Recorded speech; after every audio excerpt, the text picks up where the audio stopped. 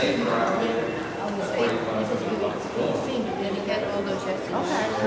know about anything that they help. Well, you can, I'll give you my card and we can touch. Because I need to talk to you, maybe you can help. You see, in these organizations, you get the right person, you don't help. Okay. You're saying you don't. But I've had that speak for years. Oh, Scott Neal. I've been to him. Give me an example. Well, we should start the walk around now because I actually have to leave at 12:30. I have to meet the client. But as soon as I have to leave, you guys can continue on without me because I am not an important factor. And I think we should do Graham You last. say you're not important. No, I think we should do Graham last because he's on board. And so we should start, we'll do each floor, but we should start over here and just come back down and do Thomas and Graham. So we'll start with Graham. Well, Graham, Brown, and Barry are all on board, aren't they? But we should still go to them and, you know, say, it'll be briefer. And We'll just be like, we want to thank you for your support and hope that you continue to support homeless services. You have a card?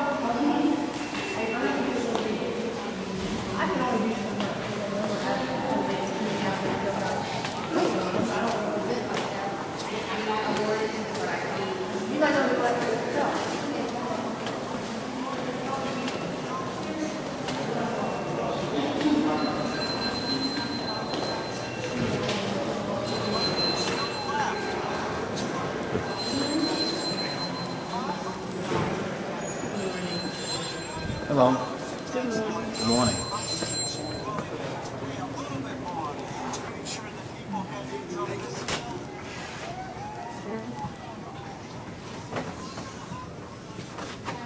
Hello. We wanted to know if Councilmember Barry was available for maybe 2 minutes. It would be very, very brief. He's actually on the diet.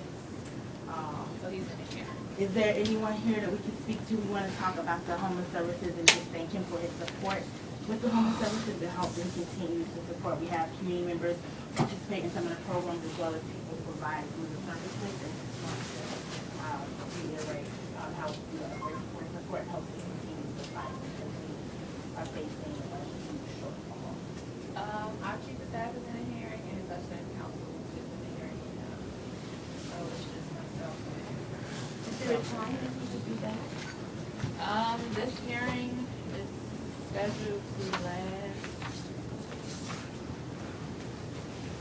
until 12 when they started late. And then he also has another hearing that he's supposed to be at right now. So he's probably going to even come down. Okay. Hearing. Thank you. You're welcome. If you all want to go to the hearing where he is, he's in 412. Thank you. Okay. Thank you. Maybe my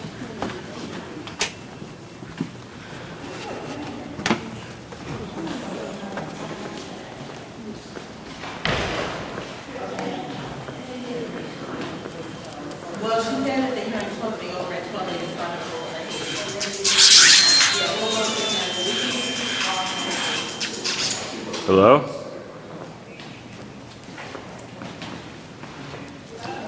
Huh? What is, right now? Yeah, I'm on the first floor.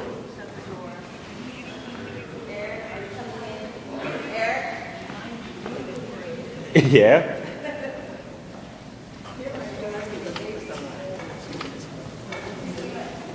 Oh, okay, I see you, okay. All right.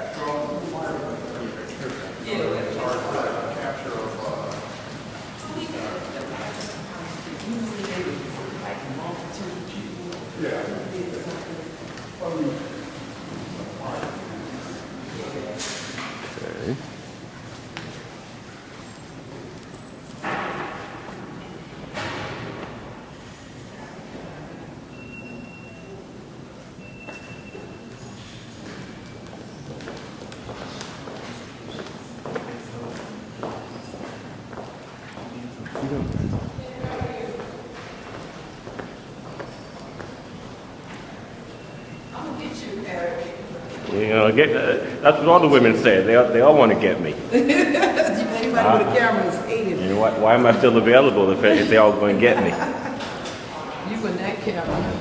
But that's a good thing, though. Okay.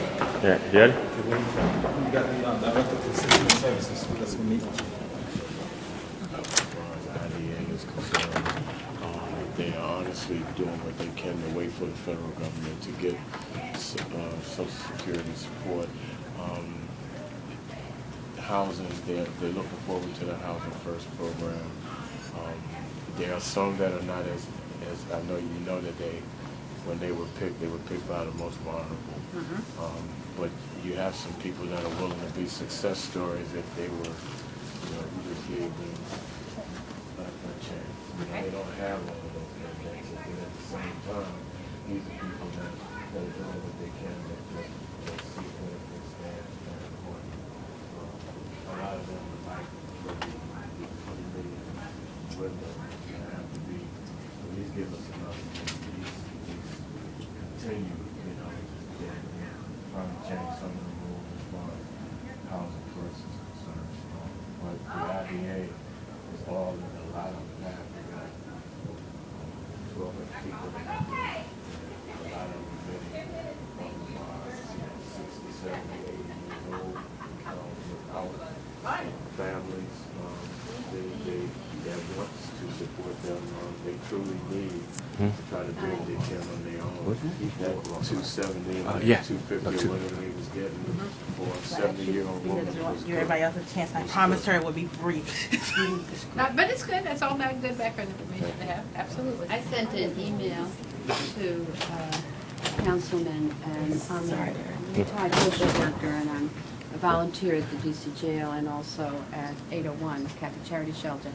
And I'm familiar with the other shelters. And what I was, aside from the justice and the humanitarian issue that's involved, I think the image of the city will be affected if there's 1,300 more people out on the street trying to find food for the next meal, trying to find a place to be clean, to defecate.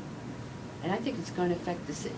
Sometimes you do something and it affects you in another way. And I think tourists would start to wonder about this beautiful city that we're so proud of, and maybe be afraid to come if people are there asking for money, and people get unease when they come to a strange place and something like that might happen. So I just think, aside from all the issues of helping people and helping them to get back on their feet, that I think is an important issue, money-wise. And the number of people who might show up more for emergency care at hospitals if they're out on the street. Yeah, and actually, she makes a very good point, and I've actually wondered about that myself, and how it is that the city's going to allow so many more homeless people to just take to the street, and I mean, folk are already talking about the city having so many homeless on the street. I personally was one of about 20 people who was on an Iranian TV show where the focus of the show was that you have thousands of homeless people in D.C., while our government is flying all over the world to tell other countries what to do. And so folk are already talking about it in other countries, and I've been helping them do that. but even so, so like you said, it's going to worsen. And so I mean, you got the monetary issue that they're looking at, with the budget. But at the same time, there's the issue of the city's image being ruined because you have so many more homeless people on the street. And then there's also the moral issue. In all this discussion, I don't hear an awful lot of talk about morality and how that our decisions should be driven by morality, not so much by dollar signs. And if something is the right thing to do, if it's the moral thing to do, we should make it happen, and we should make sure that we find the money to make it happen. And finally, I'll say this in quick, which is that next year on April 1st, if you close a whole bunch of shelters, you get a whole bunch of folk hanging out downtown, you're going to have crime. You're going to have crime skyrocketing because folk are going to go into what's called survival mode, where they do whatever they have to do to stay alive. And so, well, you're going to have more panhandling, but you're also going to have more people just walking into stores and just dealing with what they want. And so it's going to be bad for business all the way around. And that kind of reminds me of the old 930 Club used to be in the basement of the old church by MLK Library. Thrive DC. It's Thrive DC now. Yes, and so the whole reason for having that down there was to get the homeless out of downtown. And downtown bid used to pay $450,000 per year to keep the homeless in that basement at that church, so that they wouldn't be all over downtown. And so you're going to reverse everything, and you're going to reverse the gains you made with supportive housing as well. And folks that are in supportive housing are going to be out on the street, and they were deemed by the city to be the most vulnerable. And so how is that? Do you know that Yeah. one of the things that we're really working on is to get more jobs for DC residents? And in fact, I sit on meetings with the convention center hotel site, and they've got lists of like 600 people. So that's one thing that they definitely are working on to try So to are you going to have? Are you going to have living wage and affordable housing? This DC has to have living wage, absolutely. And I Well, and when I say living wage, I mean, is it going to be living wage such that people who work there can actually afford to live in the district? Because they say you have to make about $25 an hour to live in the district, because the average rent for a 2-bedroom is $1,500 a month. So Now if- we're getting into all kinds of different issues. Yeah, and I'm going to listen about one more, Right. and I really have to go back. and I knew you was gonna listen to one more person, but I do wanna say that it's important that we do get jobs. But everything you all said is Yeah, absolutely. and we're gonna give you one more person who's gonna Okay. be brief, and I think you're stepping up to the plate. Yes, my name is Robert Warren, and I'm a member of People Fairness Coalition, and we're a homeless advocacy group that meets regularly at Miriam's Kitchen on Tuesday mornings. And, my big focus is, I know that Mr. Evans represents a part of the city that's kind of influenced. And I understand that he's not in support of the tax increase in the budget, Right. and I really don't know where that's coming from. And I don't Let think, me let me just finish, and you can explain. I really don't think it's democratic. And, for him to say that the people who are in this city, who are willing to pay more, but he don't want to raise their taxes in order to save that shortfall, that $20 million shortfall for the rest of the people in this city, I think it's wrong. It's very wrong. And I don't think that's what we voted for him for. And I'm gonna give you an opportunity to speak and respond to what people say, but our overall message is that we support, obviously, the revenue We enhancement. met with, I could go look on my computer, I don't remember, but it's a group that works out of Trinity Church, or Trinity Catholic Church, homeless advocates and everything, and Jack committed to them at that meeting, and I don't think you all have all this information, that he would support to keep the funding at the same levels that it was last year. Okay, so before you're all jumping on Jack, but it's 13-member council. That's one vote. He said he would. That's great. Did he vote? Support for everybody.